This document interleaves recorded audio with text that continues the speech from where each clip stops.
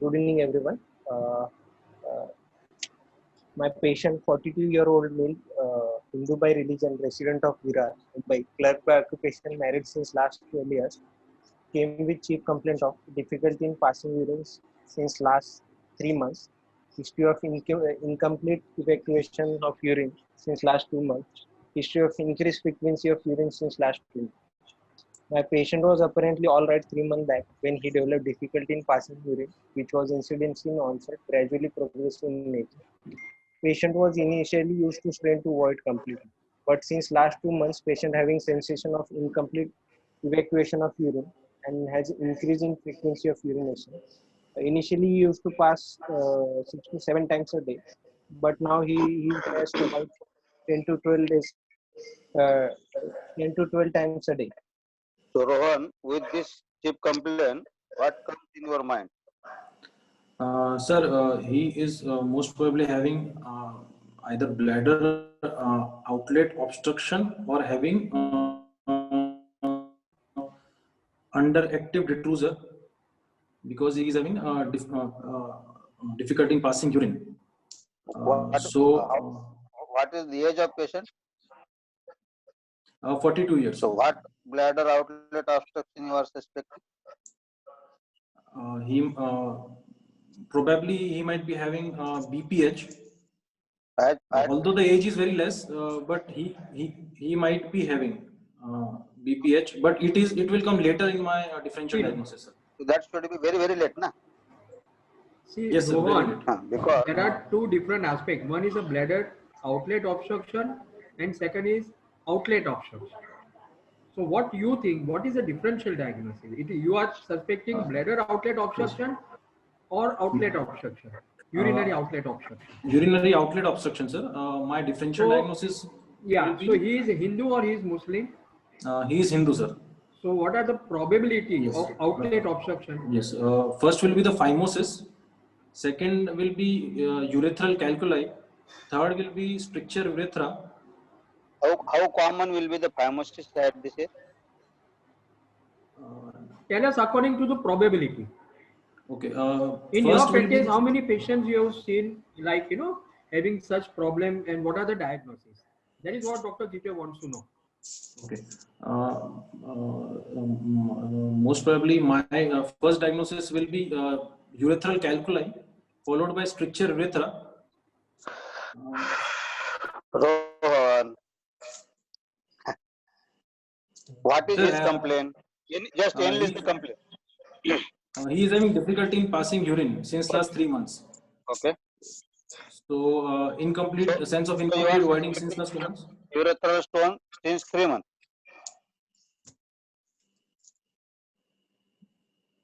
Okay. Dekho, in exam, you must think before talk. Before talking, you must think twice. What is enlist the complaints? सिर्फ complaint enlist कर दो. Yeah, stricture urethra first, followed by urethral BPH, followed by urethral calculi, followed by phimosis, and then non-neurogenic bladder Inman syndrome, and then bladder calculi. Yeah, the bladder calculi will be slightly at higher place. Yes. Okay. Small bladder calculi intermittently getting bladder getting obstructed. First, if in exam, if you tell it is there must be either a problem related to the bladder or problem related to the urethra. Okay, so mechanical problem related to the urethra in terms of delayed presentation of anterior walls or stricture urethra, or sometimes urethral diverticulum inside the stone. But after taking the negative history, that can be taken. As far as bladder is concerned, underactive bladder again presents like same thing. Yes. So this at this place, someone if asked, I will place like if it is it may be stricture urethra, it may be after examination, it may be phimosis, it may be underactive bladder, it may be urethral diverticulum and stone. क्योंकि exact और दूसरा history पूछना है बहुत सारा, सिर्फ chip complain के ऊपर इतना ही बताना है. stricture urethra, bladder stone, and underactive bladder. Okay. So what is mean by frequency? Simple question. Frequency is any increased amount of going to pass the urine at night. It is more than two times, and on daytime it will be more than 7 to 8 times. International Incontinence Society, what is the definition of nocturia? Nocturia is increased frequency of voiding which wakes up the patient more than twice at night. What is the current literature says?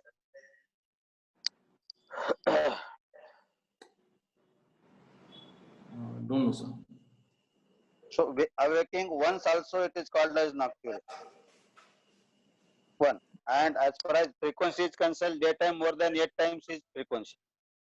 Yes. So what is mean by IPPS score or IPSS score?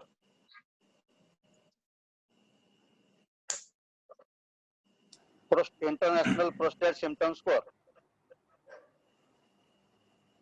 Describe IPSS score. IPSS score. Jeevan, तुम बता दो. Yes, sir. Sir, it is international prostate symptom score, sir. There will be a total of so 7 components will be there, sir. Frequency, urgency, nocturia, and poor stream, intermittency, sensation of incomplete voiding, and straining will be there, sir. Total 7 components. Each component will be given 5 points, sir, based on the frequency of the symptoms, sir.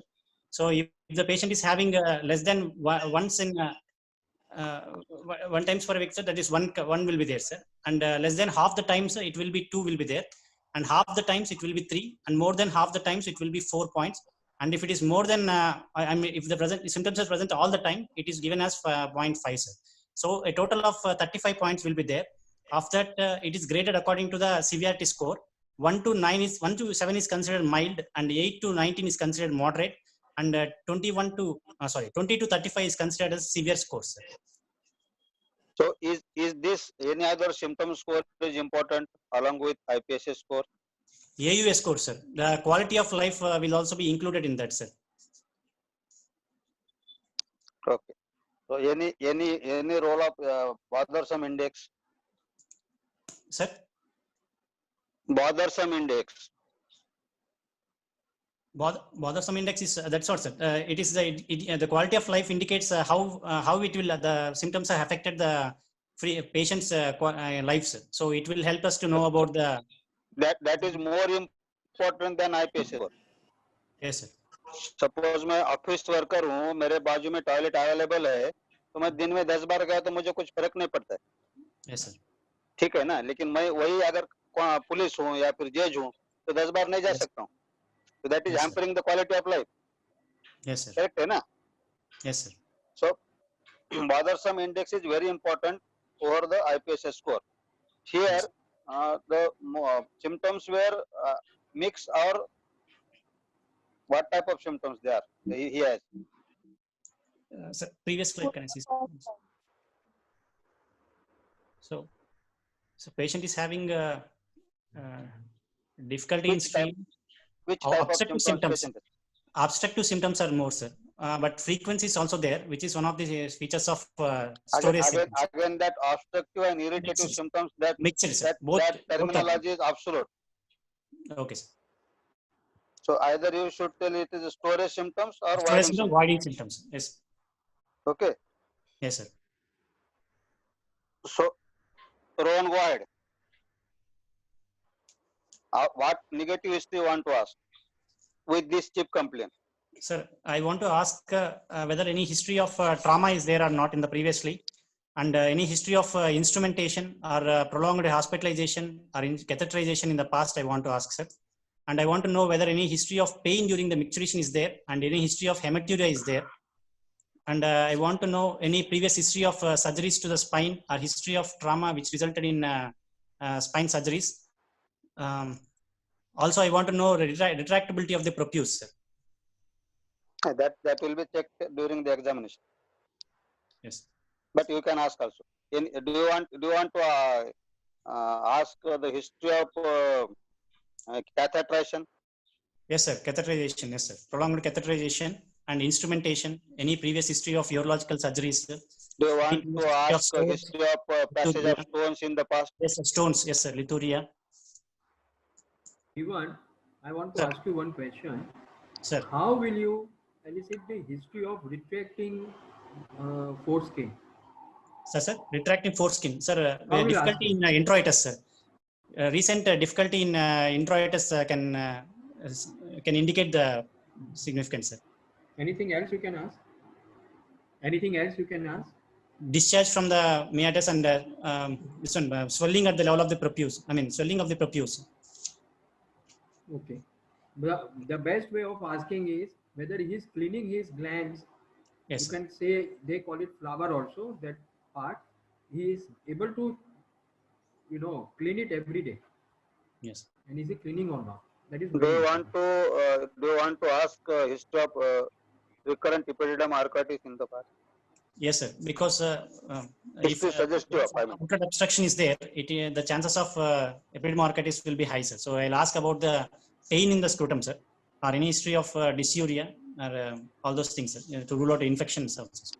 So, in negative, while asking the negative history, after listening the complaints from the patient, there should be 3 to 4 diagnoses in your mind, and as per that diagnosis, you have to ask the negative history to rule out one by one. Yes, sir. This case, as there is a 42-year male patient, my possible diagnosis will be stricted urethra, sir. First diagnosis, sir. Second will be the meatal stenosis, phimosis, and significant prostatitis, sir. And all these things I am keeping in mind, sir. So I am asking all these histories, sir. Okay. Go ahead. There is no history of fever, no history of dysuria, there is no history of hematuria, no history of hesitancy, urgency, nocturia, no history of trauma, no history of ulcer over penis, no history of periurethral discharge, no history of any catheterization, traumatic catheterization. Past history, no history of diabetes mellitus, no history of hypertension, no history of Koch. Patient having history of surgery done 2 years back for similar complaint. Details are not available according to patient. Patient is giving history suggestive of cystoscopy was done. In personal history, there is no history of any addiction in the form of tobacco chewing, smoking, or Do you want to ask more about that surgery by leading questions? Yes, sir. How many days admission? How yes, many sir. days How many days catheterization? catheterization was there, and whether it was done as an office procedure or whether he underwent surgery with under anesthesia. Yes. Post surgery, any investigations was done for him. If the records are available, I want to review the records also, sir. And post surgery, after how many days he has voided, and any history of taking any graft or anything from the buccal mucosa like that, any other donor site, I mean any other surgery.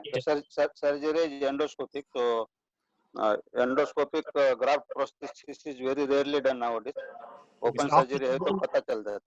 Yes, sir. After surgery, I want to know how many days he is able to void normally, and when his symptoms has recurred, sir, and whether he has used any additional measures like self calibrations, anything like all these details. I want to know, sir. Yes. In details of that surgery, patient is giving that patient was admitted for 2 to 3 days, and after that he was immediately discharged. And there is so what he got discharged on catheter or no, he was discharged off catheter. So he underwent surgery and discharged on third post-operative day without catheter. What is the probability? Common probability. Sir, dilatation is one possibility, sir.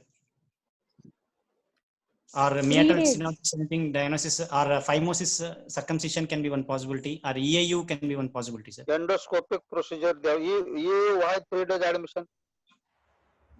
Dilatation, why 3 days admission? In which institute is there 3 days admission in your institute for dilatation? No, sir. I thought what all the probabilities were within 3 days the patient can get discharged. So I included it. So commonest probability क्या रह सकता है? VIU. Yes, sir. VIU. EAU, yes, sir. Prominence. VIU. VAU, yes, sir. DVAU. Okay. Roshan, go ahead. Yes, ma'am. Personal history, there is no history of any addiction in the form of tobacco chewing, smoking, or alcohol consumption. Patient takes mixed diet. His sleep appetite are normal. Bowel habits are normal. Patient is married since last 12 years and stays with wife. In family history, there is no significant history. Drug history not significant. Rohan, why he has got a urinary complaint? Why you want to ask about smoking, alcohol, and tobacco chewing just like that, or to complete your history, or it has got some significance? No, sir. In case he has a stricture urethra and we need substitutional urethroplasty, then we will be requiring buccal mucosa. So in that case, we have to ask for the smoking and tobacco chewing histories. Oh, very good. Anything else, Rohan, you want to ask? He's doing any self calibration or not, and after cystoscopy, does his flow improved or not? If his flow improved after cystoscopy, then it suggests that he had a stricture urethra. Yes, according to the patient history, he is saying that after that procedure, his flow improved a lot. Okay.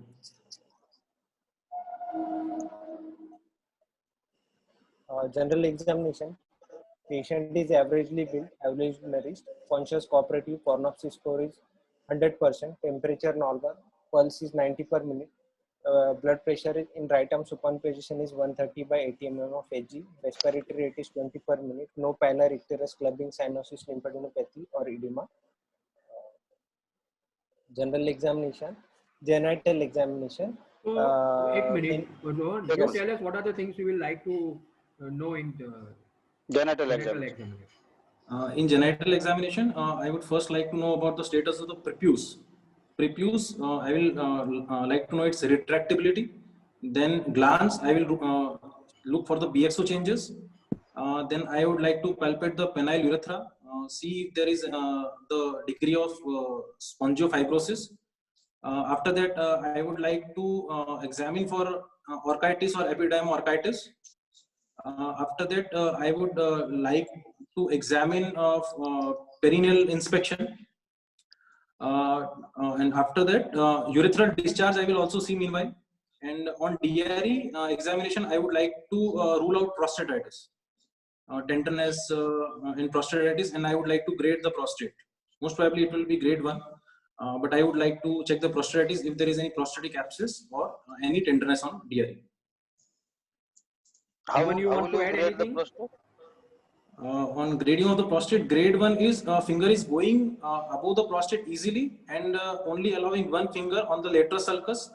Median sulcus is just palpable. In grade 2, median sulcus is well palpable. Lateral sulcus allowing one finger but less than 2 fingers, and finger is just reaching above the prostate. In grade 3, the median sulcus is obliterated and lateral sulcus allowing approximately 2 fingers. Finger reaching difficulty above the prostate, and in grade 4 it is allowing more than 2 fingers on the lateral sulcus. Median lobe is completely obliterated, it is protruding, and finger is not passing beyond the prostate. On per abdominal examination, I would like to see for any palpable bladder, if there is any palpable bladder or not. Any scar marks? Any scar marks? Yes, for SPC. Suprapubically in perineal region or the penis. Yes, any scar marks, and I would also like to do neurological examination. Meanwhile, doing the DRE, I will check the bulbocavernous reflux. So that's it, sir. Okay. Yes. Genital examination. Penis normal, prefusal skin is retractable. Urethral meatus normal, scrotal skin is normal, bilateral testis palpable, non-tender, normal in size and shape. Oral examination, mouth opening is normal and adequate. No any ulcer in mouth. On rectal examination, anal tone is normal, prostate is normal in size, firm in consistency, non-tender, rectal mucosa is mobile, bulbocavernous reflex is present. On systemic examination, patient is examined in supine Jivan, you position. want to know anything in oral examination? Sir, the status of the oral mucosa I want to know about, sir. That is, he has already said, mouth opening is normal, adequate, no submucosal fibrosis or ulcers. What else?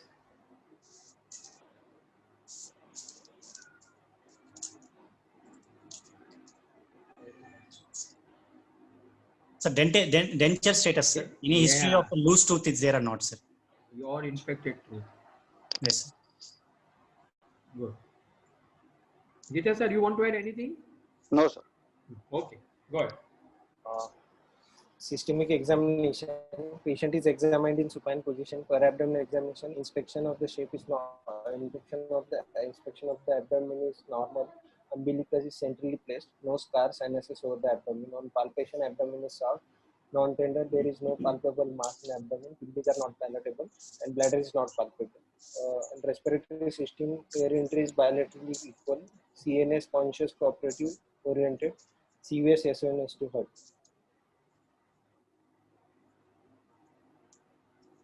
Rohan, anything else you want to know? No, sir. No, sir.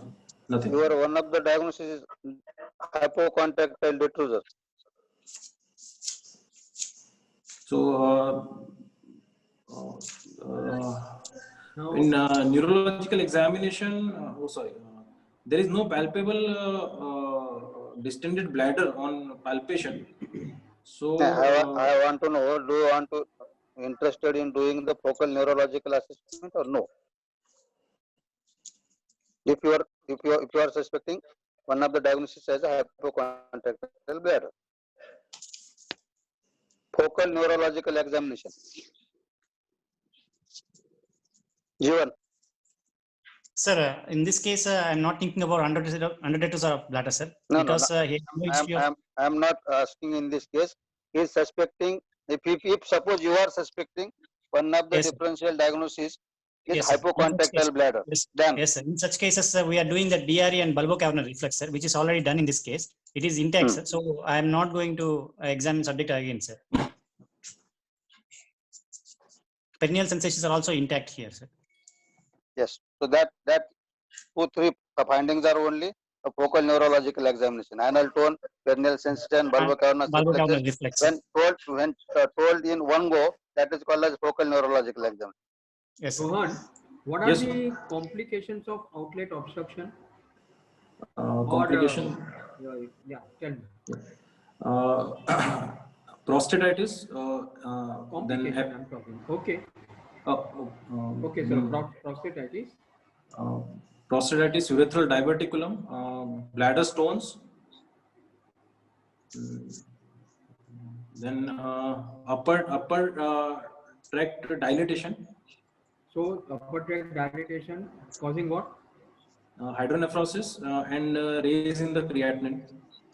So, in the history and in examination, will you like to find out about that? Okay. I would like to ask about the decrease in urine output and facial puffiness and pedal edema in generalized examination in case he is having any compromised renal function.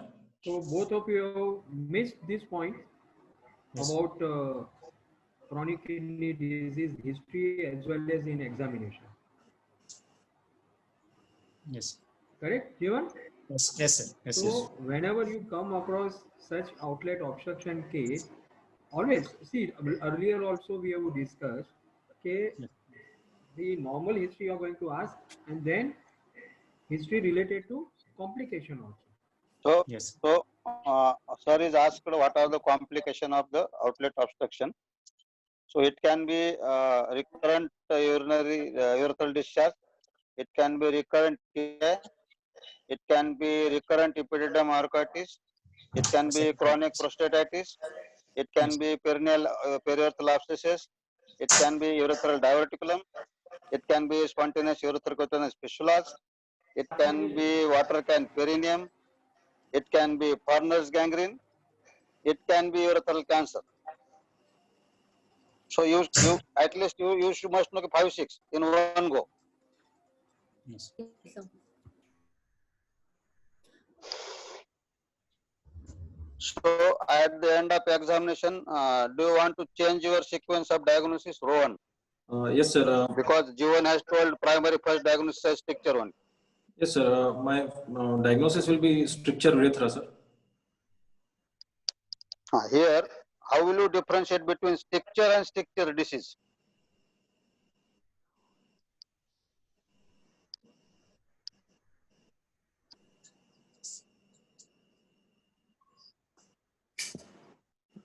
They don't know. I think just tell No, them don't the know, sir. answer. Don't know, sir.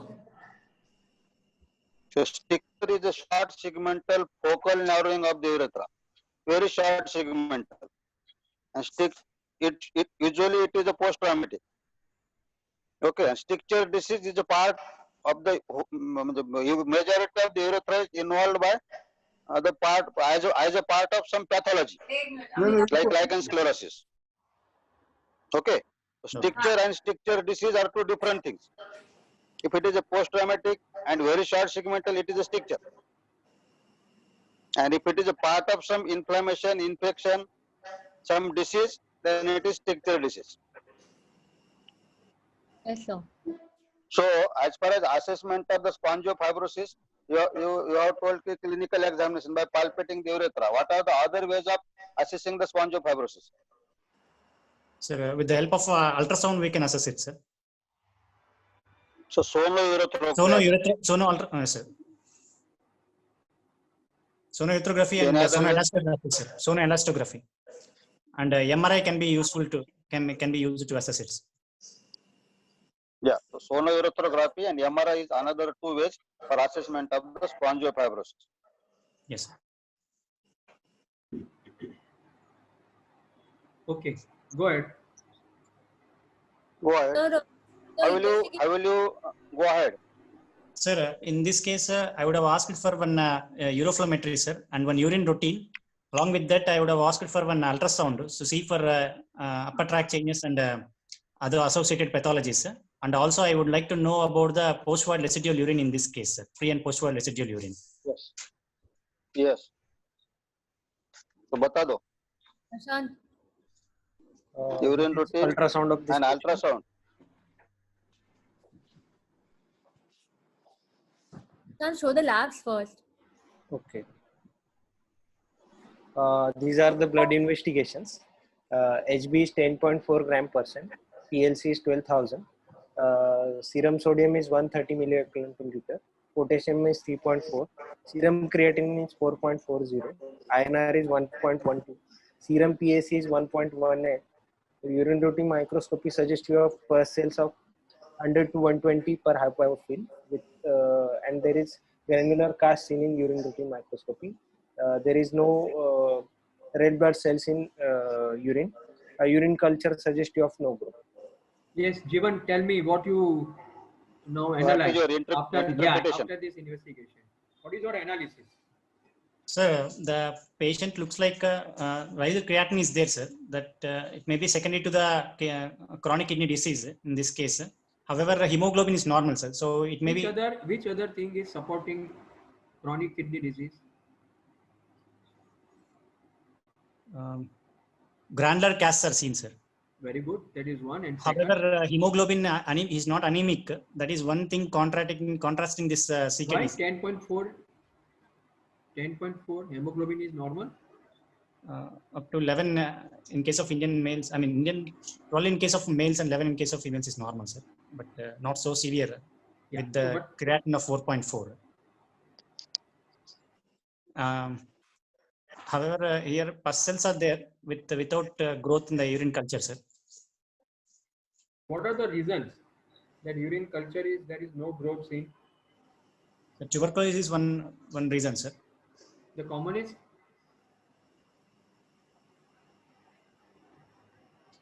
He may be having antibiotics taking, sir, concomitantly. So that may be reason for this no growth, sir. Yes. Before they come to us, they may go to their other doctor when they may treat them with antibiotics. Right? Yes. So that is one of the reasons. Fine. Okay. Go ahead. Prashant, show the sonography. Prashant, go ahead.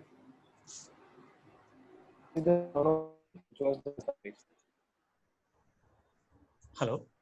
Yeah, Prashant? Yes. Yes, sir. Should I show the report, Yeah, sir? no, just show the sonography plate. Yes, sir. It is. Yeah. Okay. Rohan, can you read it? Yes, sir. In this sonography, both upper tracts are dilated uniformly. All the calyxes are dilated. Bladder is distended, and the lower ureter, the ureters are dilated till the lower ureter. And I cannot say, but if this is a post-void residue film, but there is a significant post-void residue in the bladder. What about a bladder wall? Bladder wall is thickened, sir. It looks more than 6 to 7 mm, sir. What else? Saculations and trabeculations can also be seen in the last second plate. 6 liquids. And the third last row, both the ureters are also seen to be dilated. Correct. Up to the lower ureter. Up to UV junction. UV junction. Correct? Yes. Okay. Okay. So what is your interpretation after seeing this sonography? It is a stricture disease of the urethra with decompensated bladder and bilateral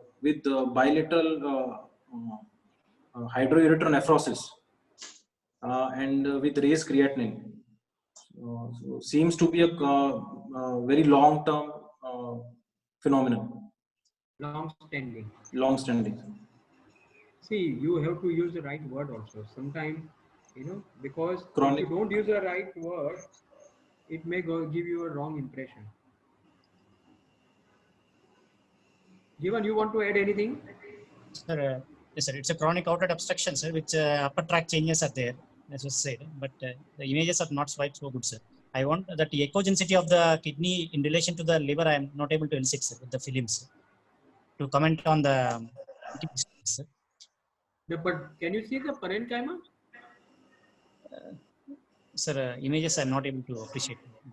Why? You see, this is left kidney, and the next to left and on side that there is a right kidney. Okay, sir. The thinned out parenchyma is there, sir, bilaterally. Yes, You can make it as a zoom. Zoom करके देख सकते हो जीवन. Okay, sir. Now I can see. Yes, sir. Prashant. Yes, sir. There are thinned out parenchyma with bilateral hydronephrosis, sir. This grade 4 hydronephrosis there, sir. Yes. What else? There was combining both the things, that is yes, your sir. lab investigations and this Yes, sir. sonography. Yes, What sir. else is there? Echogenic content in the left pelvic ulcer system I am able to see, sir. And how many pus cells are there? 100 to 120 pus cells are there. It infects pyelonephritis features, sir. So urinary tract infection, na? Basically. Yes, sir. Yes, sir. Can you say that it is urosepsis? Patient, this one I want to see first, sir. BP and what is the general condition of the patient? So last time Dr. Pankaj Maheshwari had discussed about that. When you will say there is a urosepsis? Sir, if the sepsis, the source of infection has been identified as the KUB region, then you will call it as urosepsis. Then what is the difference between urinary tract infection and urosepsis? Urosepsis, the patient will have hypotension, sir. So when you will say, when more than two or more than two systems are affected, yes, sir. Correct? Then you will say urosepsis. Yes, sir. When it is a part of the systemic inflammatory response syndrome. Response syndrome along with the source of infection, sir. Yeah, then it is called as urosepsis. Sepsis, yes. And when you will say, call it simple and complicated?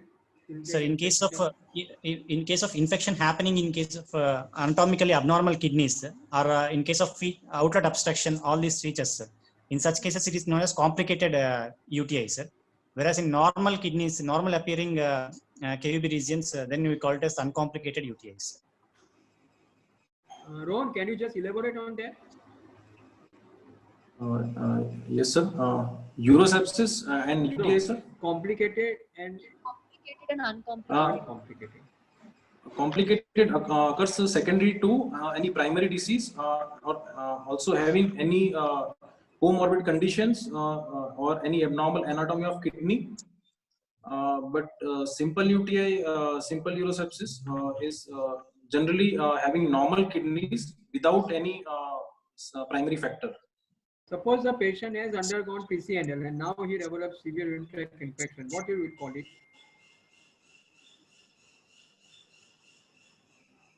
After cystoscopy, after TURP, any procedure, it will be a simple urinary tract infection.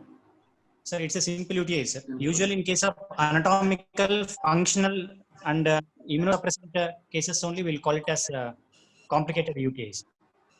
Anatomical functional abnormalities.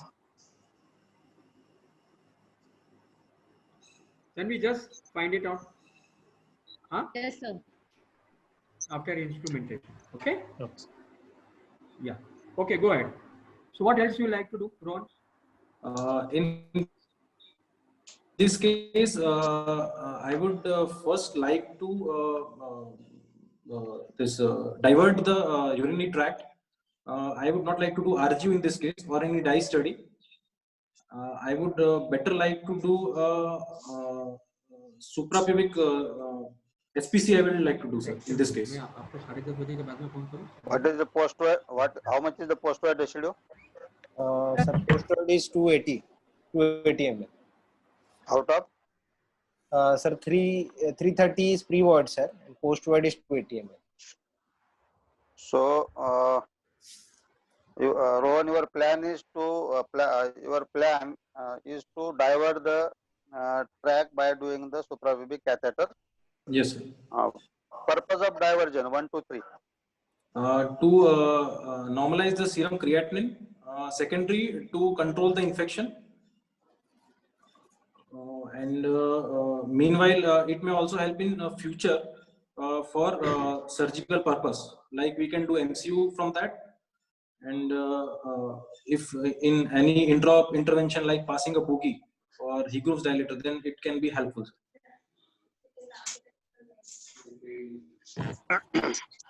Yeah. Jivan, what is the concept of urethral rest? Sir, urethral rest. Urethral rest is that's what he is doing SPC only. Yes, sir. SPC. Yes, sir. To main purpose is to divert the urine, sir, to prevent the upper tract pressure changes. Sir. Here, what Rohan is telling is to decrease the serum creatinine, to decrease the Yes, sir. Because yes, sir, the that is there. Along with that, if the stricture is active, stricture is in active stage of inflammation, patient is passing urine against the resistance. Yes, sir. Reflex. Okay. That means that urine is going in the submucosal plane and small glands around the urethra and causing a repeated urethritis and increasing the spongiofibrosis. Yes, if you want to avoid this, you have to divert the urine, and that's where the concept of urethral rest has come. If it is a short segmental stricture, probably that patient may not need a diversion. Yes, sir. But if the stricture is inflammatory, and if you have not diverted the urine, and if you have done a primary augmentation oblique substitution, the chances of failure is more. Sir. In where you have done a procedure in an active stage of infection or inflammation. Yes. Yes, sir. That is in both the case, whether there is infection in the urine or whether there is infection in the urine. So that complicated UTI, it is either there should be a functional abnormality like neurogenic bladder or some renal concentrating problems. Second is anatomical abnormalities like calculi, pH, stricture, etc. Virulent organ. Old age, pregnancy, diabetes, immunosuppressed childhood UTI, any recent use of antimicrobial agent with breakthrough UTI, indwelling catheter, instrumentation, that is PCNL or anything, hospital acquired infection, symptoms longer than 7 days, and resistant pathogens on culture. So, Rohan and Jivan. So this is very important. Okay, sir. You should know all these things, because I am telling you, we come across all the conditions. You will come across all these conditions in your practice. Yes. Huh? Yes, sir. So please remember all of it. Very good. Okay. So Rohan, you have done a diversion in terms of SPC. How will you proceed? After doing SPC, I would like to give a urethral rest for around 4 to 6 weeks. And after that, I would like to repeat the serum investigations. So you don't want to do anything in between that 4 to 6 weeks? No, sir. In meanwhile, I will be giving How much time antibiotic. is usually required to reach to the nadir level for creatinine after diversion? 6 weeks? No, sir. 1 to 2 weeks. तो उसके पहले करके देखना पड़ेगा ना? We need to repeat the serum creatinine, sir. Yeah. And, another question is, how much time is required to reach the baseline hydronephrosis? अगर residual थोड़ा तो रहेगा, लेकिन मैक्सिमम पॉसिबल डिकम्प्रेशन होने के लिए कितना 6 हफ्ता लगेगा? No, sir.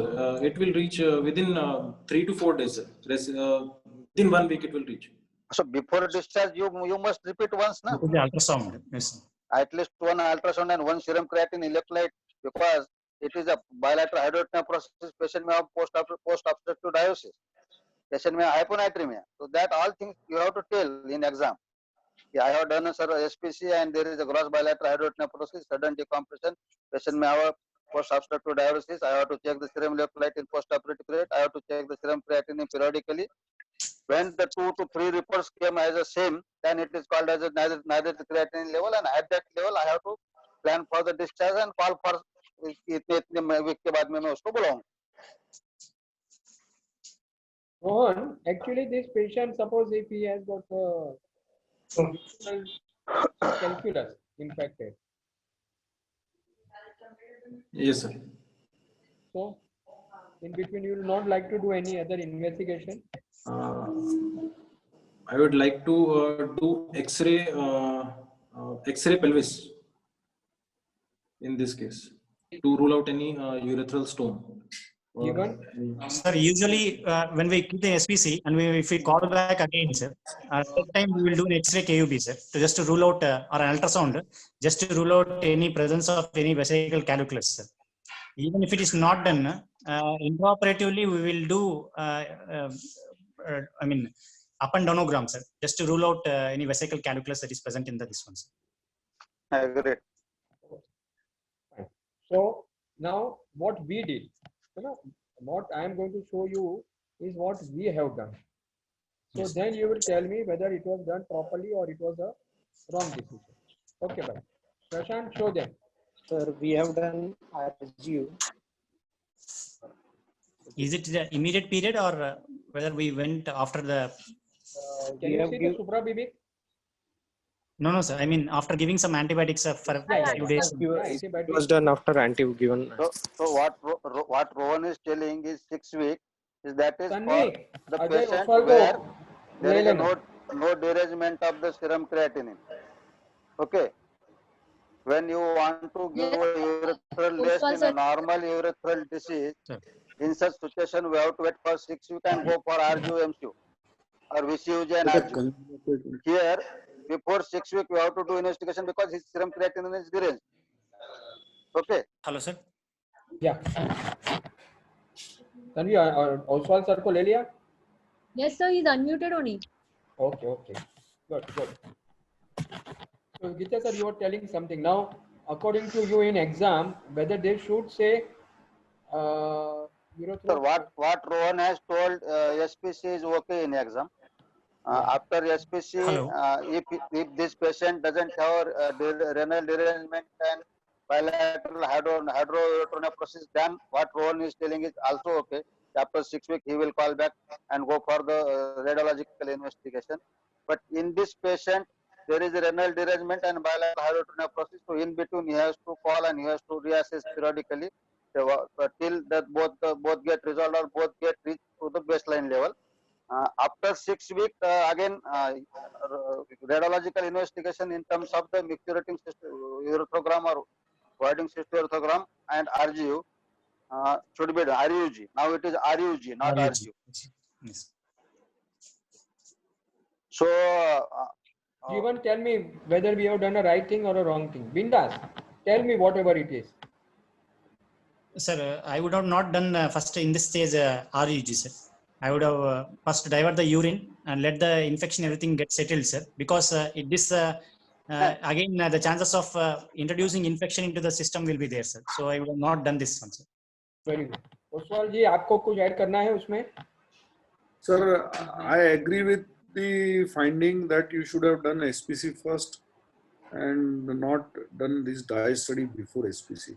I would have definitely done SPC in the first sitting itself. Fine. Okay then. So in exam, please all of you understand that you will not do RGO and first you will do suprapubic.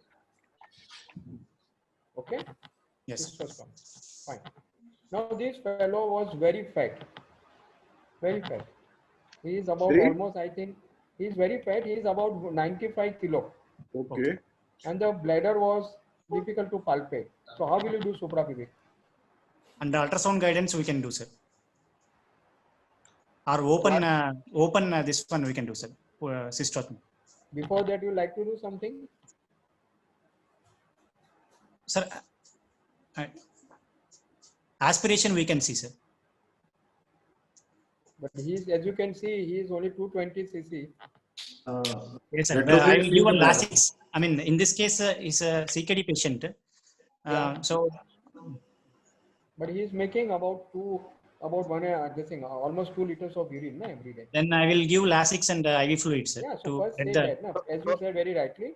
So first you will give Lasix and IV fluid, okay, yes. and see, yes. correct? Yes, and sir. then you will put the needle and find out if the bladder is filled up. Then you will do, or as you said very rightly, you can do ultrasonography guided. Yes, sir. Or open. Yeah, or then ultimately, still the bladder is not full, and sonologist also says that it's difficult for him. Yes. Correct? Yes, sir. And because see what will happen if there is not enough of urine inside, then once you puncture it also, and even little amount of urine comes out, your catheter may not be properly inside. So then the last option is open. So you should know all these things. Very good. Okay. Fine. So yeah. Rohan, you want to say anything?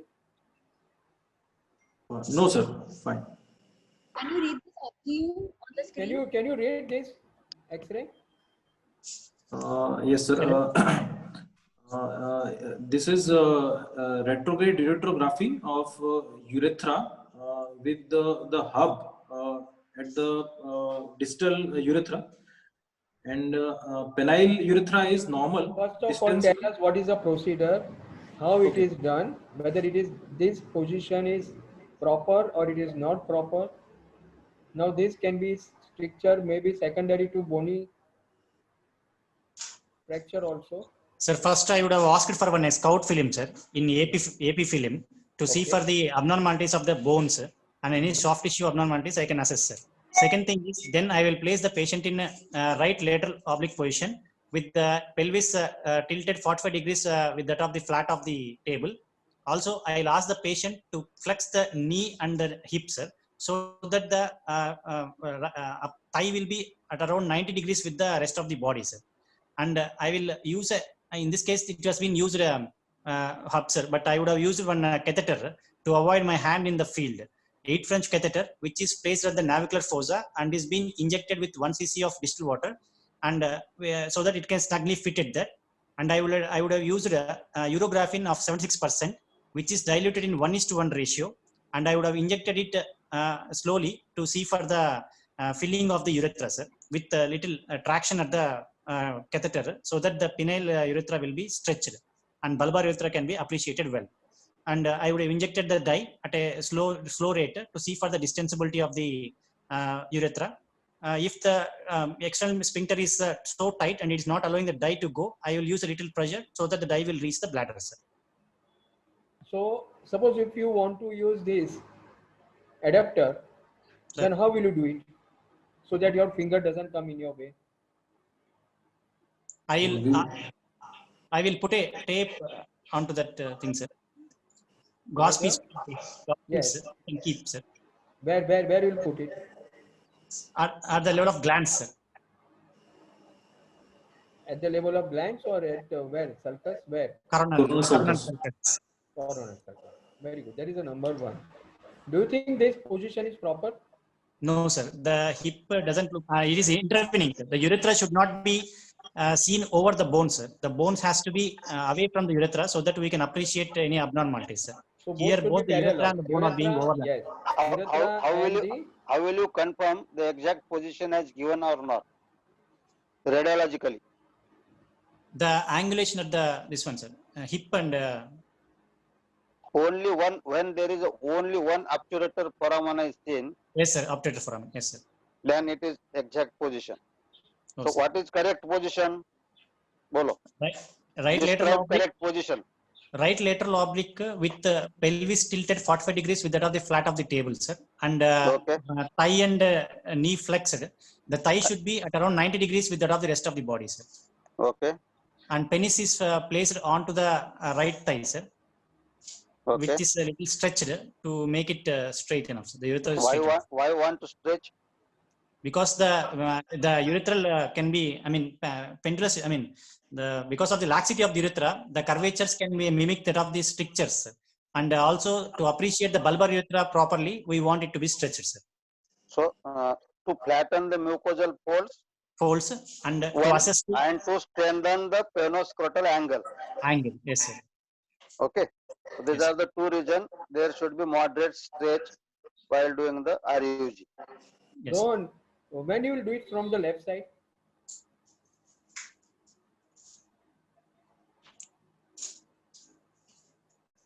So usually the CM will be on the left of the patient and surgeon will do on the right side, sir. That's why we will prefer lateral oblique. Right-handed and yes. Right-handed person. If it's a left-handed person and the CM is on the right side of the patient, then we will do left oblique position, sir. But either of the way can be adopted, sir. When you will do it? If the patient underwent hip surgery, he is not able to flex his hip on the right side. So we right will side. for the left Yeah, side. so either it's a stricture, I mean either it is a trauma. Yes, sir. Road traffic accident, and he has, along with that, he has got a injury to the right leg. hip. Right. And the second thing, as you said, he has undergone surgery and he is not able to flex it.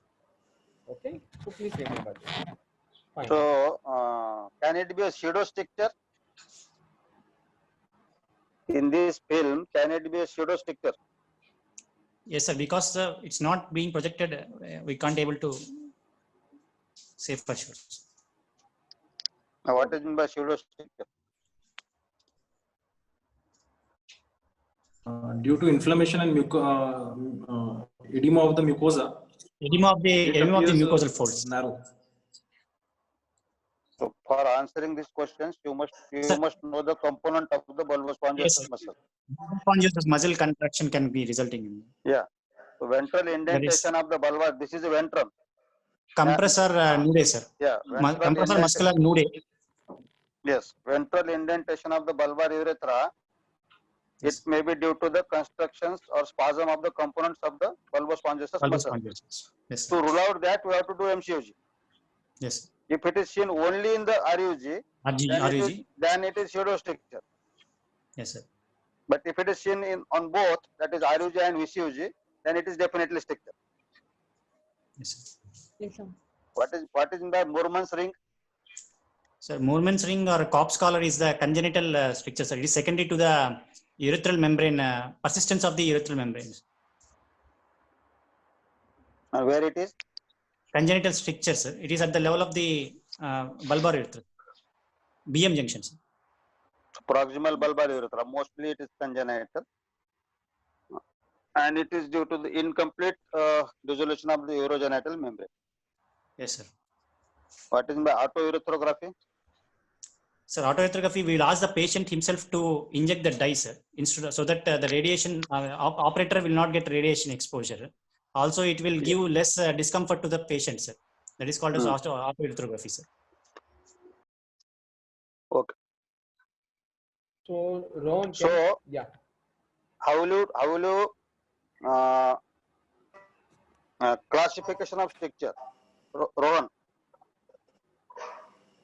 Classification, it will can be based on the etiology. It can be iatrogenic, congenital, then inflammatory, and on the basis of the location, it can be bulbar, penile, meatal, bulbomembranous, and pinoscrotal, pinobulbar, and bladder neck stricture, sir. Rohan, Okay. can you tell us very systematically both the things again? On the basis of etiology, it can be iatrogenic. No, due to instrumentation. You are saying congenital, no? Is it congenital or acquired? Congenital can be this Cobb's collar. Second, acquired can be due to instrumentation, iatrogenic. Then due to inflammation. Then it can be idiopathic. It can be traumatic. Okay. On the basis of location. Start from distal to proximal or proximal to distal? It can be bladder neck contracture. That's secondary to? It can be bulbomembranous. It can be bulbar. It can be pinobulbar. It cannot be membranous. Yes, sir. Membranous. When will get membranous? Traumatic, sir. How many membranous? Only membranous urethral stricture you have seen? Sir, usually the stricture is the term stricture indicates the involvement of only anterior urethra, sir. So it the usual classification includes it may be meatal stenosis or it may be in that membranous urethra. Does it associated with the spongiofibrosis? No, sir. Then how it is stricture? Yes, sir. So only stricture urethra indicates the concentric narrowing of the urethra associated with spongiofibrosis. Whatever bulbomembranous stricture you are seeing is usually these strictures are proximal bulbar strictures majority times, and yes, if it is selectively, very rarely, if it is a membranous, then it is a narrowing. That is stenosis. Yes, sir. Stenosis is yes, sir, not a stricture. So if it is extending up to the membranous and a bulbous, then it is the part of the stricture. Stricture, yes, sir. Bulbomembranous. Okay, and that is why you bladder neck. What do you say? You never say bladder neck stricture. Contractures. Contraction. Yes, Sonography classification. Anybody know? Yes, sir. Ultrasound mechanism classification is there, sir. Based on the spongiofibrosis. If it is less than 1/3, it is mild. 1/3 to half obliteration of the lumen is moderate, sir. If it is more than half of the urethral lumen is obliterated, it is known as severe. Good. Divine classification. So divine classification is based on the degree of this one, sir. Only mucosal fold is grade A, sir. Grade B is iris contracture. Grade C is involvement of mild spongiofibrosis. D is severe complete spongiofibrosis. E is extension beyond the corpus spongiosum, so the fibrosis. If there is associated fistula, it is grade F. Sir. Yes. Okay. So what is the dynamic RUG? Sir, instead of the static image, as we can see in this image, it is static image, sir. Dynamic RG will completely, while injecting the contrast, we will take multiple shots to see for the extent of the stricture, and it will help us to know better delineation of the anatomy when compared to that of the static images. Sir. And sphincter spasm, if it is happening, this dynamic RUG will help to relax it with the little more pressure, and the contrast can be seen going beyond it. Sir. In that way, dynamic RUG is. Why it is done? Sir, Why it is necessary to do a dynamic RUG? because the sphincter spasm is one thing, sir. Another thing is the bulbospongios's muscle contractures can If you cause want in single line, if you want to differentiate structure from the anatomical variations. Yes, sir. yes. Okay, Rohan, You know the you know the three component of bulb. Yes, sir. Anterior part is the Houston's loop, sir. Houston's loop. Or compressor. Our muscularis compressor veni Compressor dorsalis. peni radius, sir. And second one is muscula propria, sir. Middle part. Posterior part is the compressor muscular nudae, sir. Okay. What is the impact of voluntary contraction in RUG? Impact Voluntary pelvic contraction. Sir,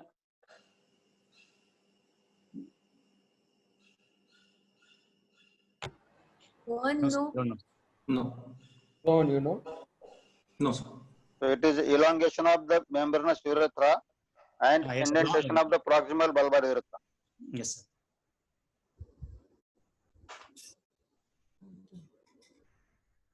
Okay, can you read this Yes, RGU? Rohan, can you read this RGU?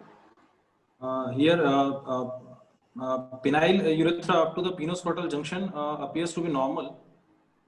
There is narrowing of the bulbar urethra, and dye is going beyond the bulbar urethra into the bladder. Above bulbar urethra, it appears to be normal, and well, bladder dye is going into bladder, sir. Anything else you can What? see? Dye, No? in spite of telling dye, you must use word contrast. Contrast. Yes, Anything else you can see? sir. The dye, the contrast is going into the Copper's gland.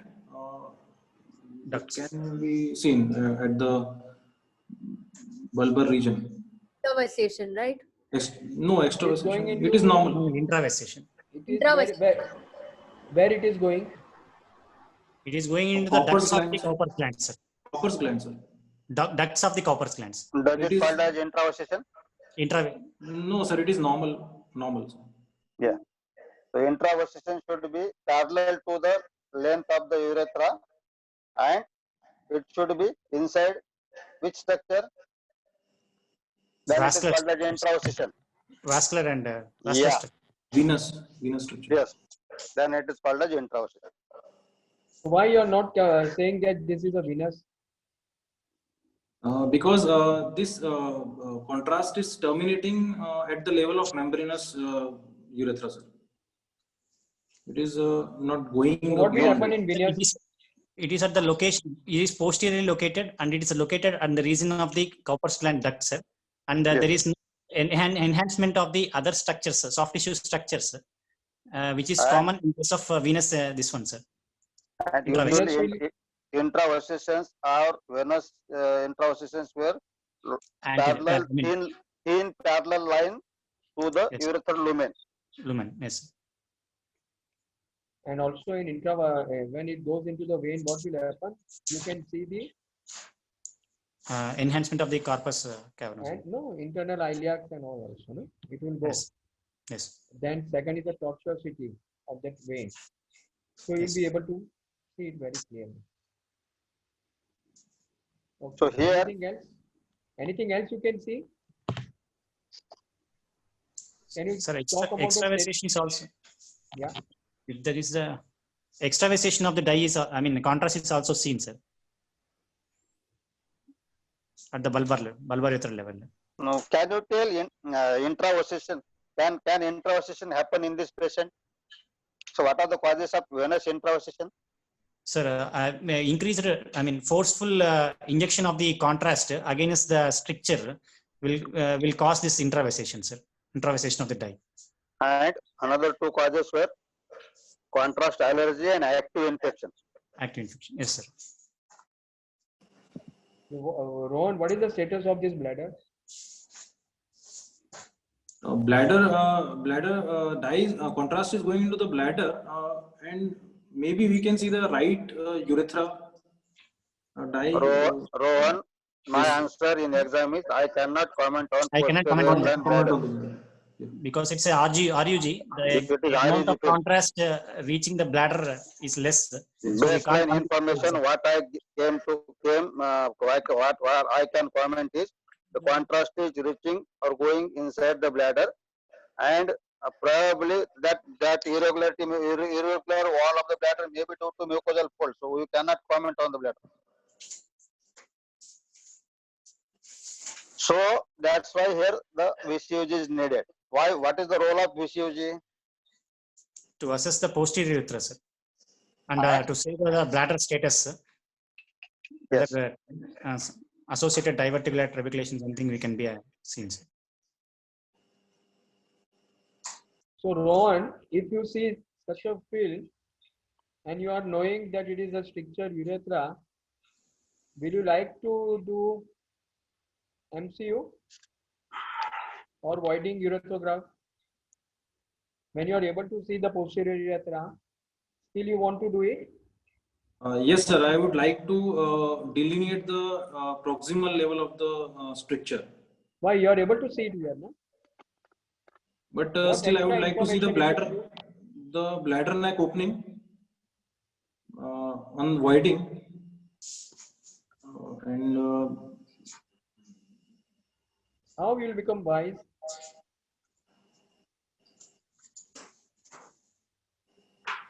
Sir, how will you become?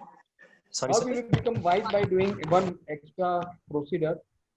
You are right. I want, but I want in the exam. Sir, I we want need to you know say about right the length answer. of the stricture, sir. So for that, exact length of the stricture can be assessed with both combined up and down. You must start with bladder.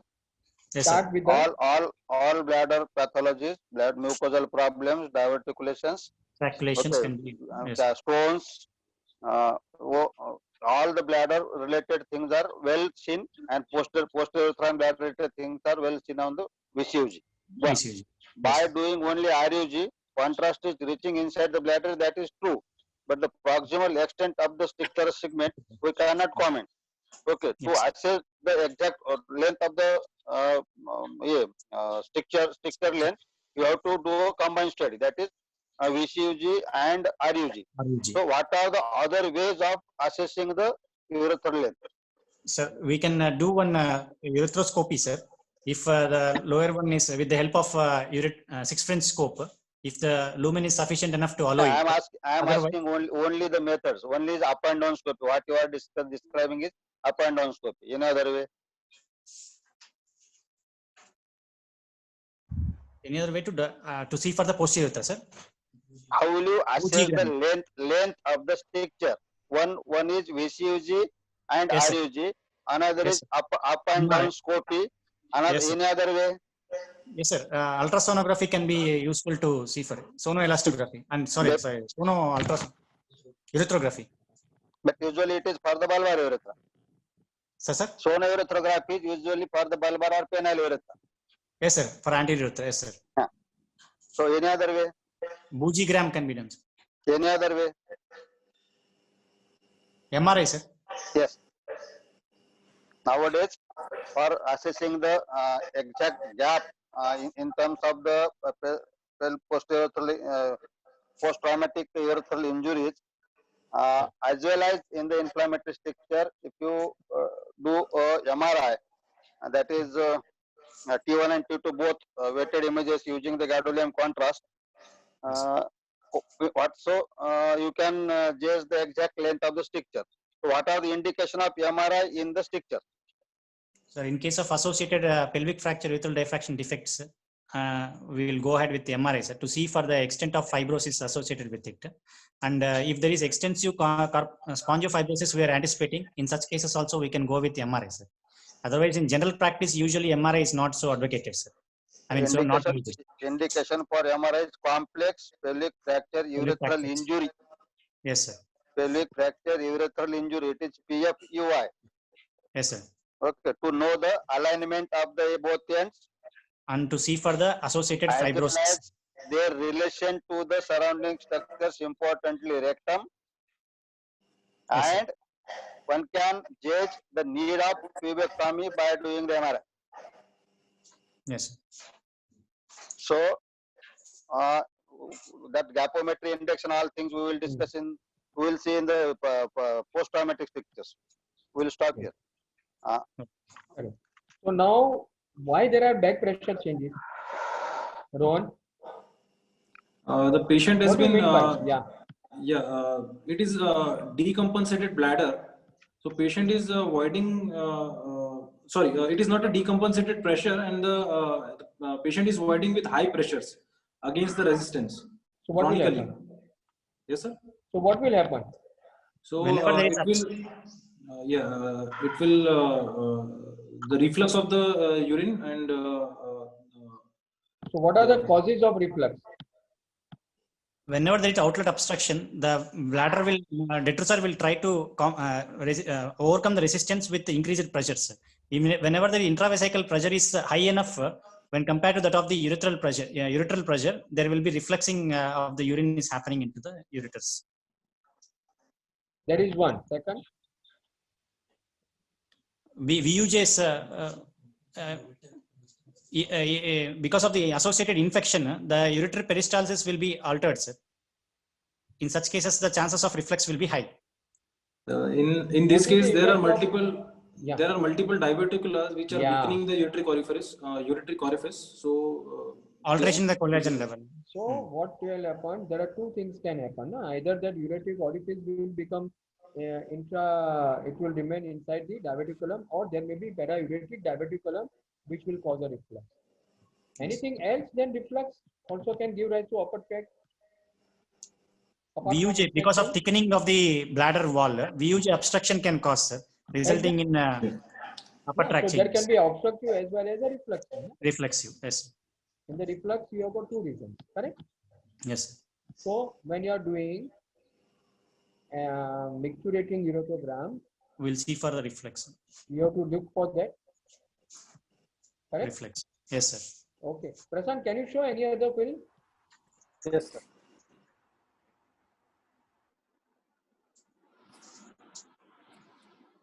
Okay. Any comment? Yes, sir. See second film, second, third. Yes, sir. There was a right side vesicular reflux is there, sir. Yes. Of grade 4. What It is. about the left side? Why you told it is grade 4? Sir, dilated tortuous ureter is there. Sir, Where? By seeing only above the the- dilated lower ureter. No, how above, you can say it is no, grade pelvic four? ulcer system is seen, sir. Pelvic ulcer system is seen on Where? third one, sir. Third one, sir. Third image. No. That is actually bowel gas, I think. I can trace ureter up to probably L4. L4, yes, sir. I have Yes, the sir. max. I have the max. Third Yes. image in my system. I am seeing third image only by zooming. So Okay, I sir. can able to stress that low ureter probably at the max up to L4. Beyond that, it is not seen. That's what I. What about the left side? I think right PC system is filled up with contrast. On the right hand side? Maybe. Looking like it's But filled up. sir. Classical picture दिख रहा नहीं है sir. Paint shadowing रह सकता है, classical picture दिख रहा नहीं है. Okay. Yes, sir. जैसा what do you see on the left ureter hand clear side? Cut दिख रहा है L4 तक, वैसा पीसीएस क्लियर दिख रहा नहीं है. But it may be. And what about the left side? Left side, can you see the ureter? No, sir. I'm not able to see, sir. See properly.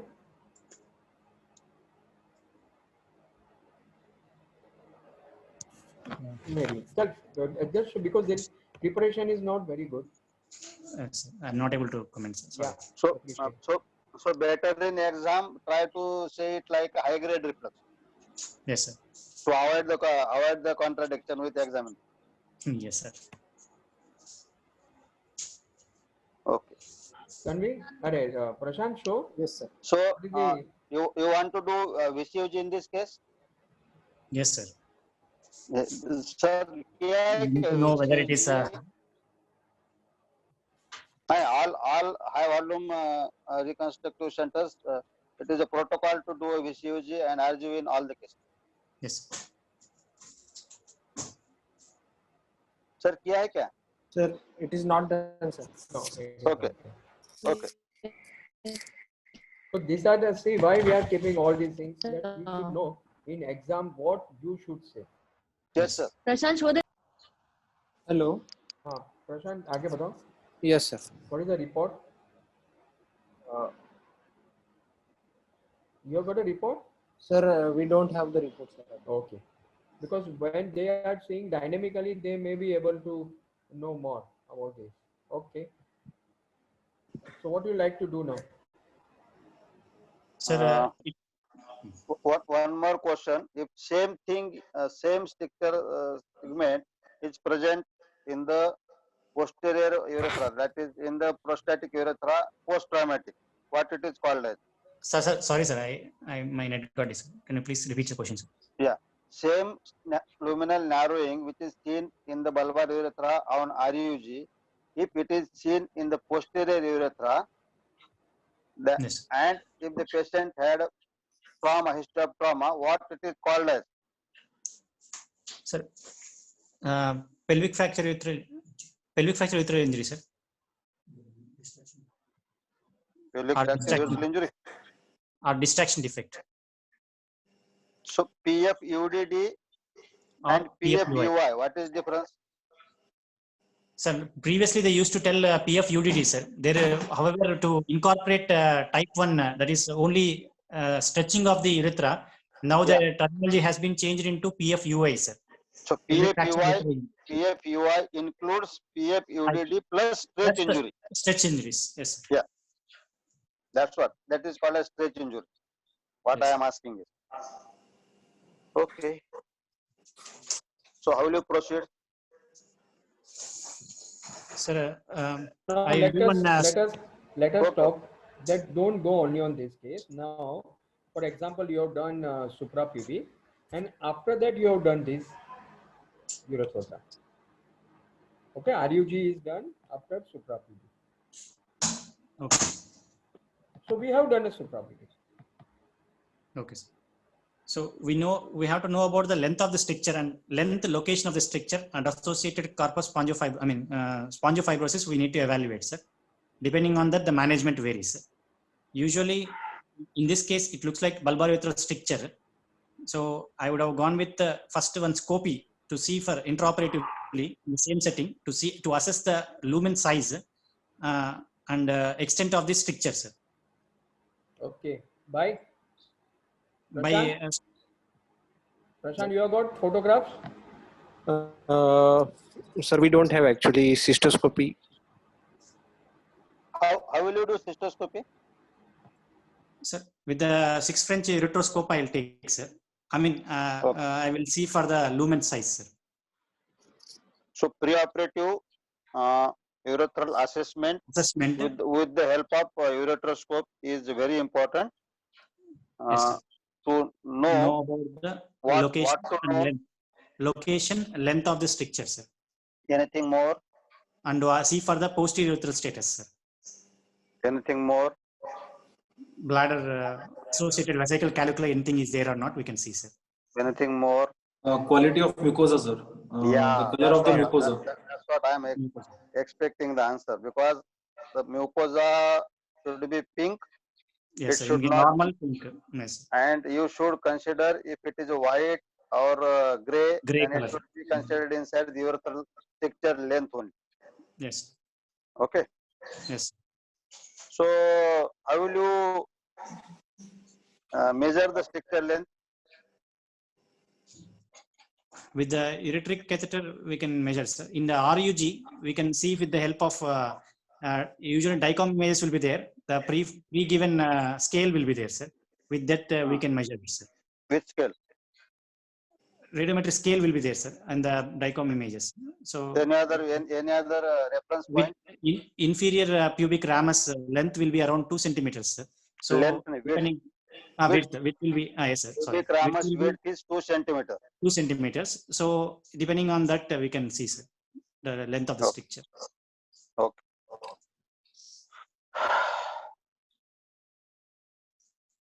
So how will So you how- proceed?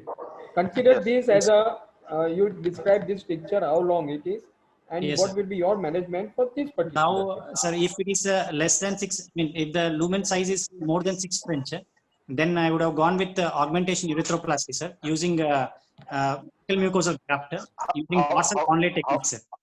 how much lumen you are expecting in this In this case, it's patient more than after it seeing the appearing RUG? more than 2 centimeters, sir. I mean, your size of the lumen, sir. Lumen. 6 French. Yes, sir. It's look more than 6 French. So after seeing that RUG, Yes, sir. and what you are told is by doing the scopy using the ureteroscope oblique pediatric scope as per your institute protocol, Yes, sir. elasticity and rigidity of structure also can be there. Yes, sir. Okay, if the sometimes on RUG the lumen may be seen as an error, Yes, but sir. while doing the scopy, it may not be associated with that much spongiofibrosis, Yes, sir. and It the will allow scope will enter easily. easily. Yes, sir. So in this patient also I feel the lumen will be more than 6 French. Yes, sir. Then I So would have, what are the options available then? yes, sir. Yeah, as the stricture length is more than 2 Options available. centimeters, sir. As a more stricture length is more than 2 centimeters here, I would have not gone What with you expect? What you are expecting in this patient? It is definitely more than 2 centimeters. 2 It is centimeters. involving whole of the vulvar urethra. Yes, sir. In this case only, as it is more than 2 centimeters, I am not going with EIU or anastomotic erythroplasty, sir. I would have gone with augmentation There is erythroplasty. no question of anastomotic erythroplasty. Yes, sir. I would have gone with augmentation erythroplasty using buccal mucosal graft, sir. So you are Using dorsal onlay techniques. you are favoring substitution erythroplasty. Yes, sir. Augmentation erythroplasty. So substitution, what are the ways of doing the substitutions? Sir, dorsal onlay method is one, which is known as Barbagli technique, sir. Or dorsal inlay we can do, and Kulkarni's or lateral onlay technique we can use, sir. And ventral inlay and ventral onlay techniques can also be used, sir. So it is a dorsal ventral onlay. Yes, sir. And onlay is dorsal or ventral, and another is inlay. Lateral. What? Inlay. Dorsal inlay or dorsal and lateral only. Dorsal, ventral, lateral are only. Dorsal and ventral, both onlay, inlay are there, sir. Lateral onlay technique is there, sir. Yes. So, what commonly done procedure at your institute? My institute, I will usually do dorsal onlay techniques, sir. Barbagli technique we will adapt, sir.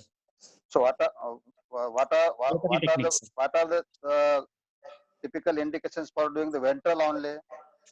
Sir, when there is a proximal bulbar urethral stricture with a significant without a significant corpus spongiosa, we will go with ventral onlay techniques, sir. So requirement for doing the ventral only is ventral inlay techniques, sir. Sorry, ventral inlay. If there is a previous history of multiple EIUs and mobilization of the urethra is difficult dorsally, then we will go with the ventral techniques, sir. I am asking indication for ventral only. Sir, that's what, sir. If there is a significant, history of previous multiple EIUs and significant fibrosis at the dorsal position, sir, then ventral position we will adopt for augmenting. So prerequisite for doing the ventral only is? There should not be any previous history of EIUs. And another? Previous surgery should not be there, sir. The surrounding spongiosa should be good. Should be, yes. To cover and to stabilize the buccal mucosa. Yes, sir. Is there any difference between ventral and dorsal only? Yes, sir. Are there any ventral? papers? Most of the papers. No. There is, as far as success rate is concerned, there is no any difference between dorsal, ventral, lateral. Yes. Yes, sir. What are the grafts available for doing augmenting the urethra? Buccal mucosal graft, sir, and local skin grafts can be taken. Buccal mucosa, suppose is not. Oral mucosal grafts, which involve either buccal mucosa or inner labial grafts. Okay. Any other thing? and local penile grafts can be taken, sir. Genital skin grafts, inner profusial graft and all. And we can take bladder mucosa, rectal mucosa, lingual grafts can be taken, sir. And a split skin graft can also be used, sir. Any other thing? Post-auricular graft. Any other thing? Bladder mucosa can be used, sir. Any other Yeah, you thing? said. Bladder, rectal mucosa. Yeah. Any other scrotal skin can also be used, sir. any other thing? It's inside the scrotum. Tunica Nowadays, vaginalis can be used. since 2017 people were doing. Sir? Since Sorry. 2017 people were doing. In India, Cyst, it is cyst, sir. That is. Saphenous vein. Yeah. Venous, sir. Yeah. Vein. Sorry. Sir, I have a question for Rohan. What are the advantages of buccal mucosa? Properties of buccal mucosa which are better than other. Yeah. Buccal mucosa is adapted to the wet environment, and donor site morbidity will be less, and it will be the contracture of the graft will be less with the buccal mucosa, and because of the rich vascular, submucosal plexus, the uptake of the graft will be good. So these are the advantages of the buccal mucosa. So one main advantage over other advantages, over other flaps, other grafts. Accustomed to the wet environment. Because while describing the non-heat suit, while describing the properties of the BMG, it should be on the tip of the tongue. Sir. It is a quick, readily available, easily harvested, tough, resilient to handling, high-tech, less contracture, and minimal donor size morbidity. One line में याद करके रखने. Okay, sir. So theoretical difference between what sir is asking is dorsal and ventral. What you are telling, theoretical difference between the dorsal and ventral only BMG. Theoretically क्या difference है? Practically तो success में कोई difference नहीं है. Yes, sir. In the sense, we need to mobilize the this one, sir. Corpus, bulbar urethra from that of the triangular ligament and corporal cavernosa, sir.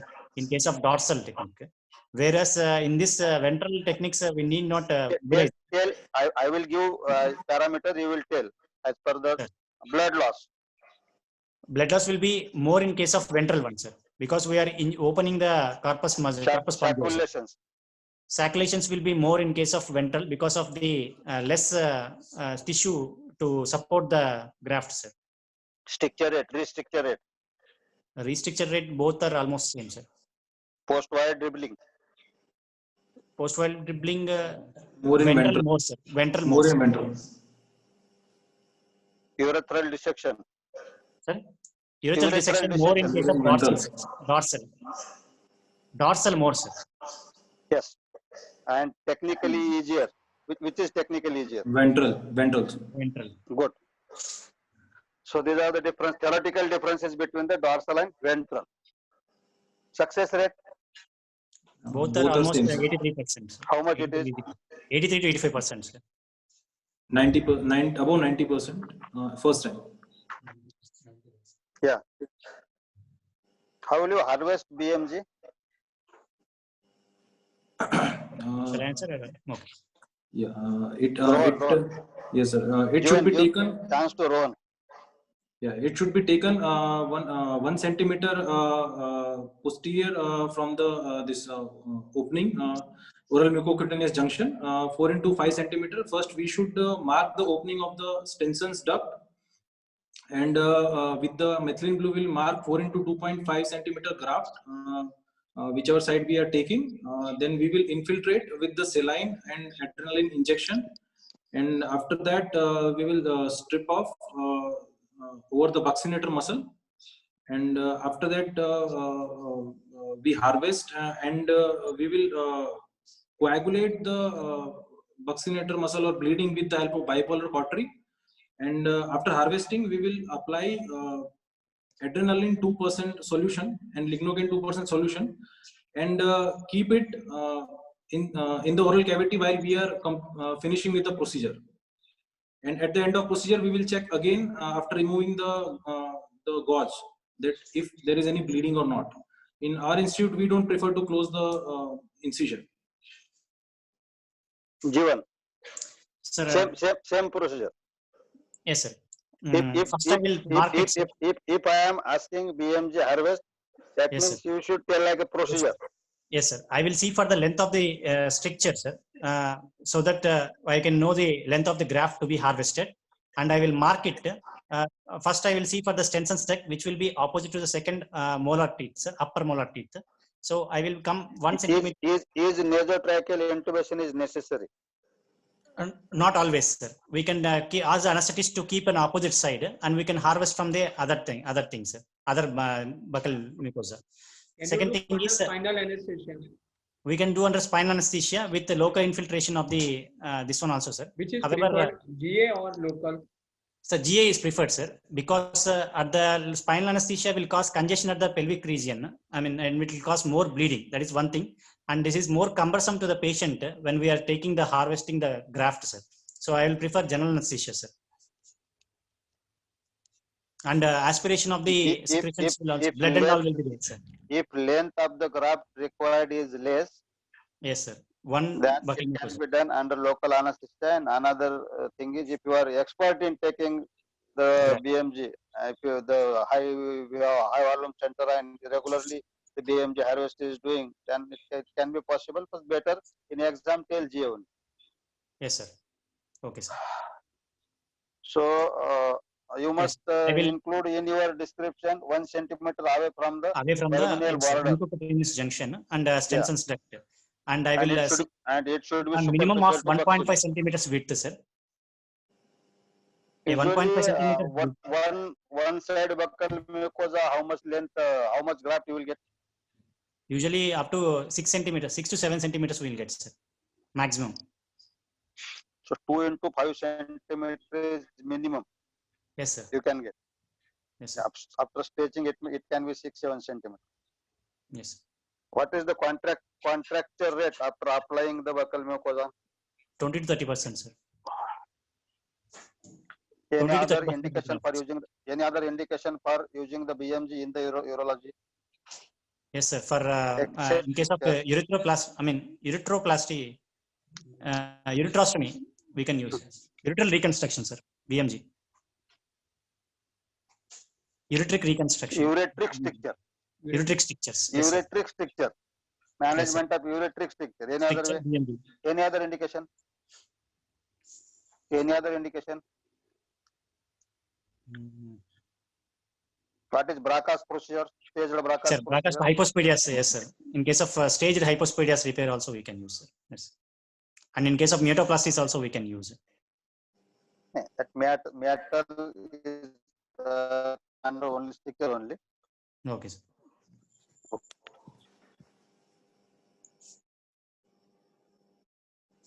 What is Kulkarni's uretroplasty? Sir, in Kulkarni uretroplasty, instead of completely mobilizing the dorsal urethra, urethra dorsally from the triangular and cavernosal bodies, we will do it on only one side, sir, usually on left side, to preserve the vascularity on the opposite side. And lateral only, we will fix the graft on the scrotum of the penis, and we will do a lateral urethrotomy, and we will augment it, sir. It's more like lateral onlay techniques. So it is a dorsolateral only without taking incision over the penis. Penis, yes. Because he will. Sorry, sir. The incision is only in the perineum. Yes, sir. Incision is only in the perineum. Perineum, and he will imaginate no incision of the penis. That is the main advantage of Kulkarni uretroplasty. Yes, and it is a dorsolateral only. Yes, sir. Dorsolateral only BMG. Okay. Yes, sir. Yes, sir. Any role of intraoperative endoscopy in treating the strictures? Yes, sir. In case of posterior strictures, I'm not talking about this patient for all. Yes, sir. In case of endoscopy or in between endoscopy. Sir. In between endoscopy or intraop endoscopy in the management of stricture disease. Sorry, is asking when you are doing this uretroplasty in your institute. Yes, sir. In case of Whether you are posterior, doing intraoperatively cystoscopy or not. yes, sir. We will do in case of anastomotic erythroplasty after cutting the, after spatulating the posterior urethra to see for how much size it is accommodating. We will see for it, sir, whether it is freely accommodating. Any other use?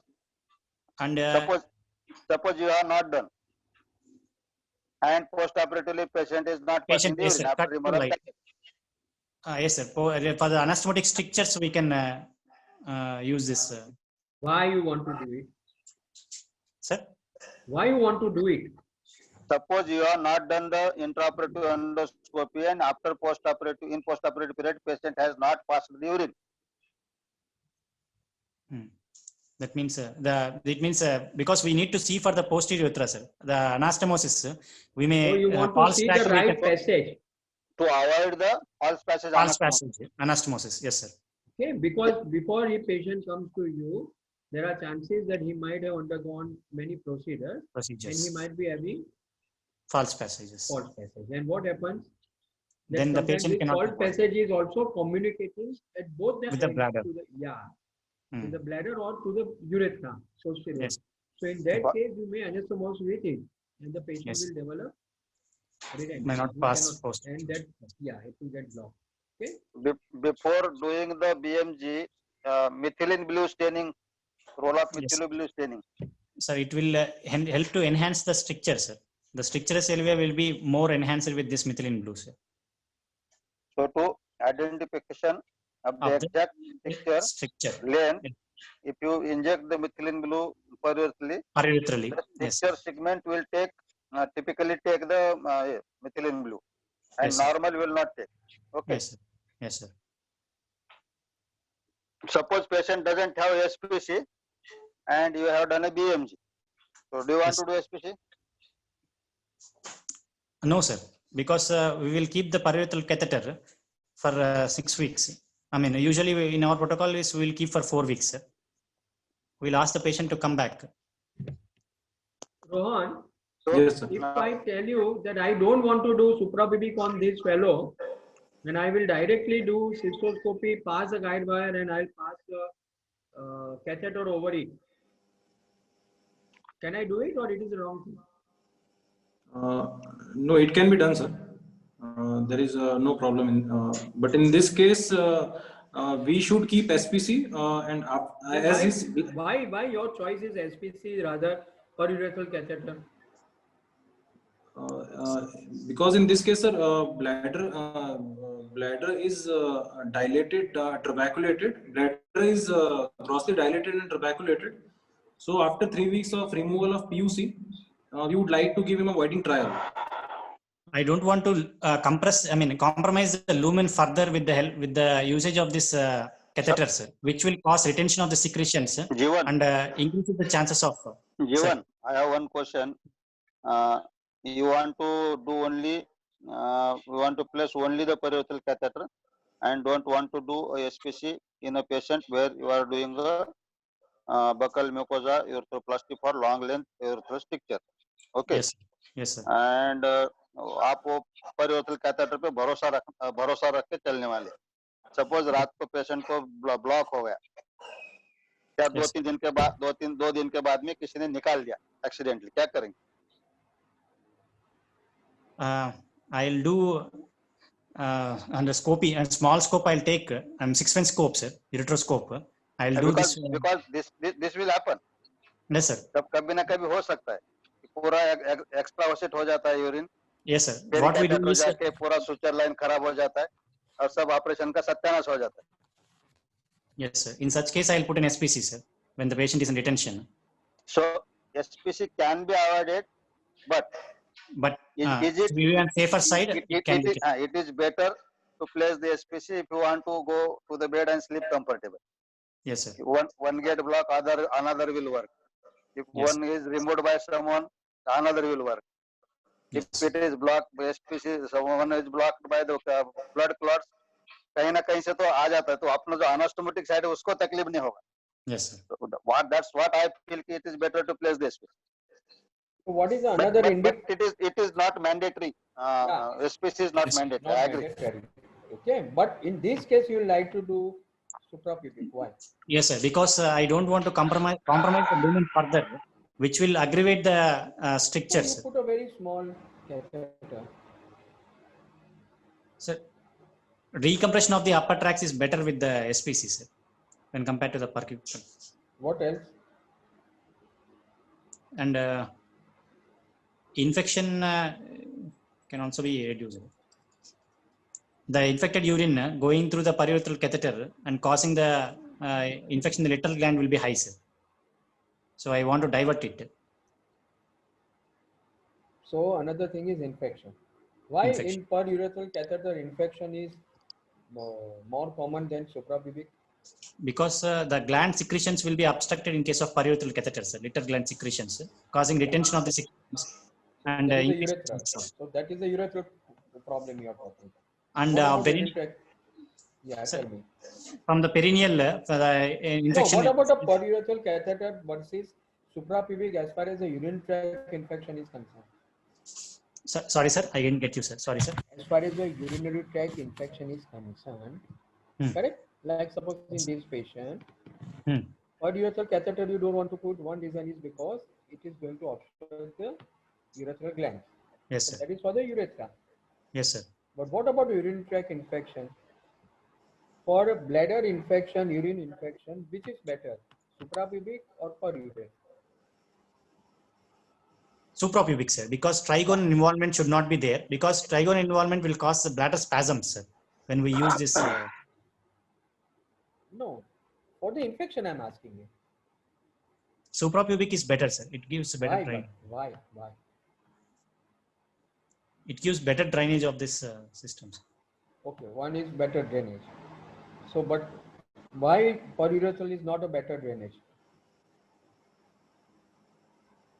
The perurethral catheter is traveling whole of the urethra. Yes, from meatus to the bladder. Long length. Second is there is a balloon. So because of that balloon, tip of the catheter will always be elevated. So unless and until some amount of urine is always there is a little amount of urine which is remaining inside the bladder. Yes. Okay. While in suprapubic, the tip is the most dependent. Yes, sir. So the drainage is better, correct?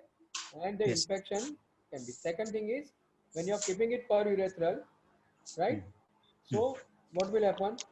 Anal part is very nearby.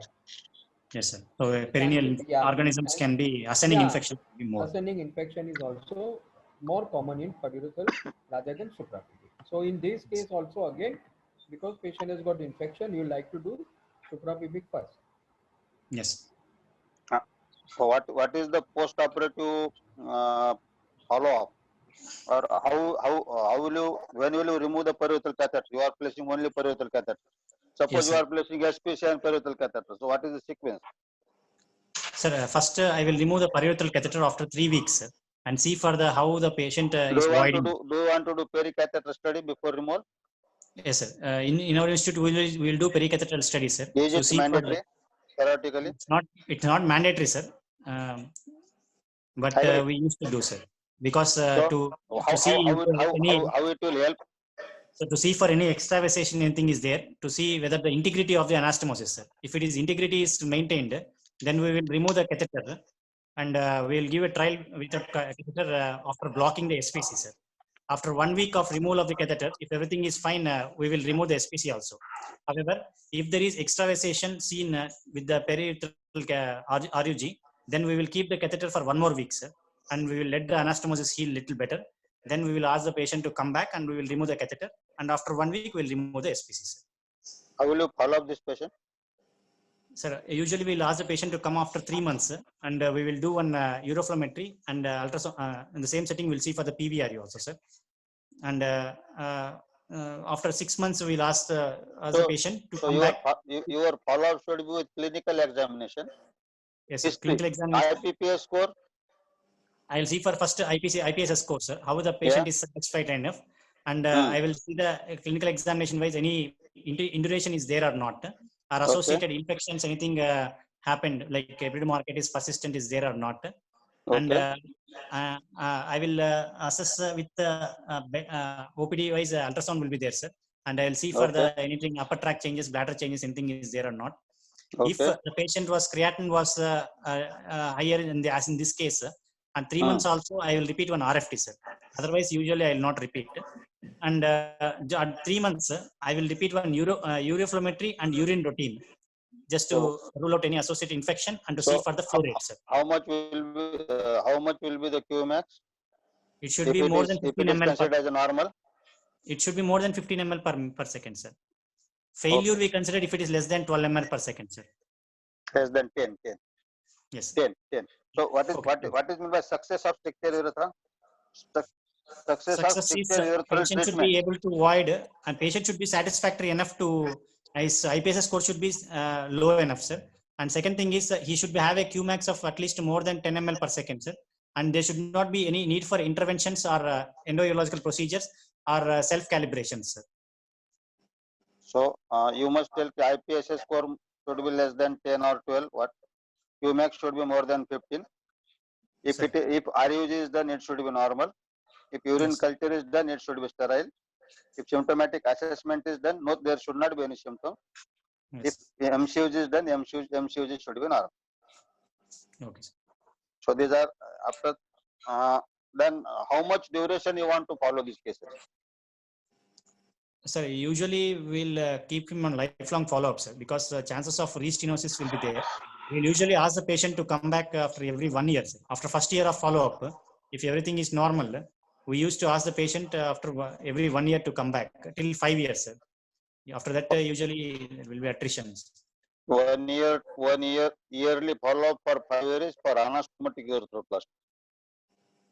Yes, sir. Yearly follow-up for 15 years for substitution erythroplasty. Okay, sir. For rest all the erythroplasty, it should be 3 monthly for initial 2 years. Yes. And in exam, if someone is not agreeing with you, guideline says no consensus about the optimum interval and duration of follow-up. Yes, sir. So किसी ने पूछा भी तो exam में बोल देना कि मेरे इंस्टीट्यूट का प्रोटोकॉल है, यहाँ तक हम देख. Okay. सर मुझे लगता है बहुत हो गया. Yes, quite a lot. And we will be having a but then again second time we will go for a rupture urethra. एक ट्रॉमा का बाद में कभी तो कर दिया बाद में करेंगे, तभी बाकी का डिस्कस करेंगे. No problem. And Rohan and Jivan, both of you answered very well. Both the candidates were good, excellent. Very good. Yeah, we are very happy. Please, any one of you who are interested can answer. Sir, actually one request, sir. We are having a program on 23rd, sir, from Menapoya Medical College. Same like case discussion was there, sir.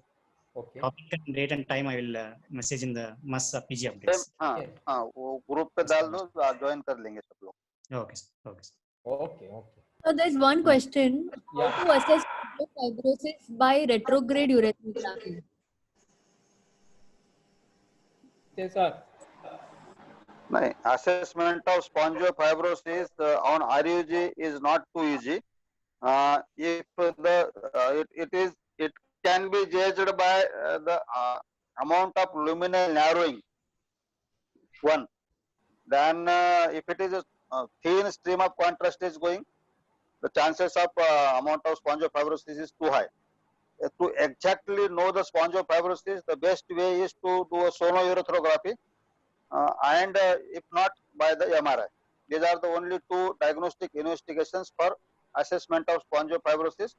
RUG and clinical examination by palpation of the urethra will give judgmental assessment of the spongiofibrosis. Okay, sir. That's it, sir. There was only one question. Okay. Chalo. Thank you very much.